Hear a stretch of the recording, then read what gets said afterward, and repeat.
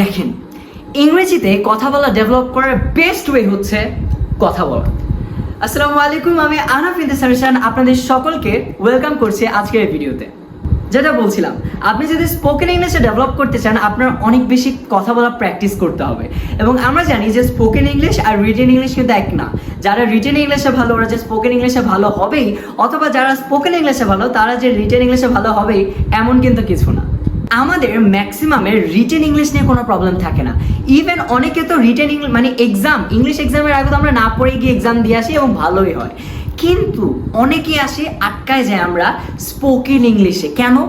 একমাত্র রিজন, ওয়ার্ডস মাথায় আসে না।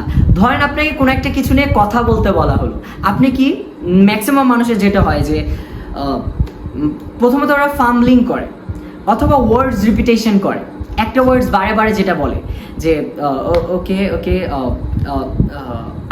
এই যে এইসব যে ফিল্টার ওয়ার্ডস এটা আমরা বেশি ইউজ করে ফেলি। এটার একমাত্র কারণ হচ্ছে ল্যাকিং অফ ভোকাবুলারিজ বা ল্যাকিং অফ প্র্যাকটিস যেটাকে বলে। এখন আসেন, আপনি একটা বার্গার খাচ্ছেন, বার্গারটা যদি আপনি এক বাইটে পুরো খেয়ে ফেলেন আপনি প্রথমত সেটার মজা পাবেন না, এরপর আপনার গলা আটকে যাবে, কেন একটা অস্বস্তিকর সিচুয়েশন তৈরি হবে। সো সেই ক্ষেত্রে বার্গারটাকে যদি আপনি আস্তে আস্তে বাইট নিয়ে নিয়ে খান আপনি সেটা এনজয় করতে পারবেন, সেটা ওয়েল ডাইজেস্ট হবে। ঠিক একইভাবে আপনি যদি ইংলিশটাকে পুরোপুরি একদিনে শিখে ফেলতে চান সেটা কোনোভাবেই সম্ভব না। আপনার আস্তে আস্তে ডে বাই ডে একটা প্র্যাকটিসের মাধ্যমে যদি আপনি প্রতিদিন স্কেজুয়ালাইজডভাবে আগান তাহলে ইংরেজিতে কথা বলাটা আপনার অনেক বেশি ইজি হবে। সো প্রথমে ছিলাম আমি যে কোনো ভিডিও করতাম না, এরপরে আস্তে আস্তে একটু ভিডিও বানানো শুরু করলাম, এরপরে একা একা লাইভে যাওয়া শুরু করলাম। স্পেশালি ওই সময় যখন লাইভে যাইতাম বুকের মধ্যে ঢক ঢক ঢক ঢক ঢক ঢক করতো। এরপরে আস্তে আস্তে কী করলাম, মানুষ আনা শুরু করলাম, যখন মানে না it feels okay, it's very easy. এরপরে আস্তে আস্তে লাইভ সেশনস করলাম, গানে গানে আড্ডা শুরু হলো, এরকম করে অনেকগুলো লাইভ স্ট্রিম শুরু করলাম আমার পেজের মধ্যে। সো এভাবে কিন্তু আমার আস্তে আস্তে ছোট জার্নি থেকে একটা বড় জার্নিতে এটা একটা রূপ নিল। এবং আমি যেটা করেছি, আমার যে ছোটবেলা থেকে ক্লাস 1 কি 2 থেকে আমি আজ 7-এ পড়ছি, সো এই যে একটা 5 ইয়ার্স একটা কনসিস্টেন্ট জার্নি, আমি কিন্তু এটাকে কোনো জায়গায় ব্রেক করিনি।